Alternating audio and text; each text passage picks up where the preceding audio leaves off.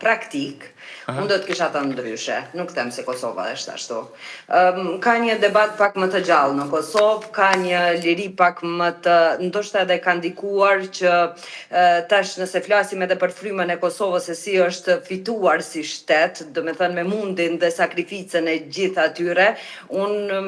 mendoj se është reflektuar tek popullata dhe gazetarët që ata me mund dhe sakrificë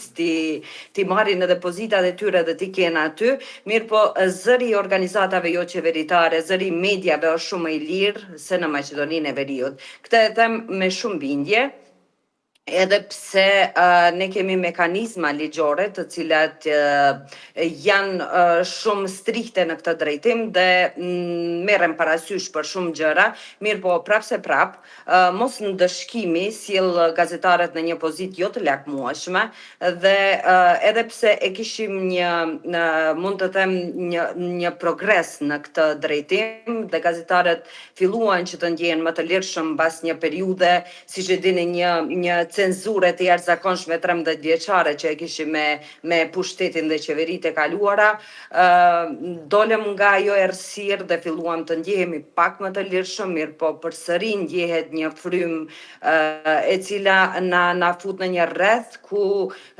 nuk ndjejmë ndonjë siguri mjaft të madhe dhe mendoj se në Maqedoninë e Veriut gazetarët janë të futur në një vetë cenzurë ku i din limitet e veta dhe nuk flasin më shumë për gjëra që duhet të jenë në interes të publikut, por më shumë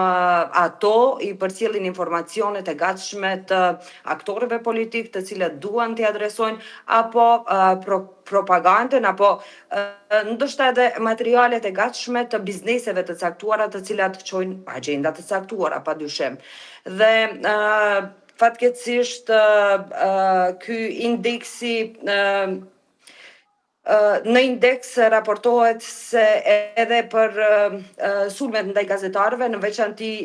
padit strategjike slep të cilat i kemi, ku ju bëhet presion gazetarëve hulumtues, atyre që merren me tema të ndjeshme, të cilët hapin tema të cilët korruptive apo të ndryshme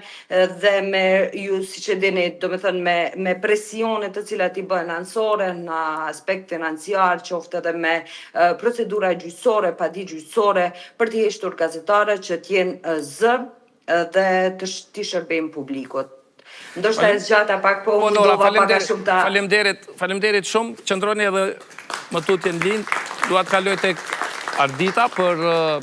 klimën e mediave në Serbi. Ardita? Po, Resul. Tani më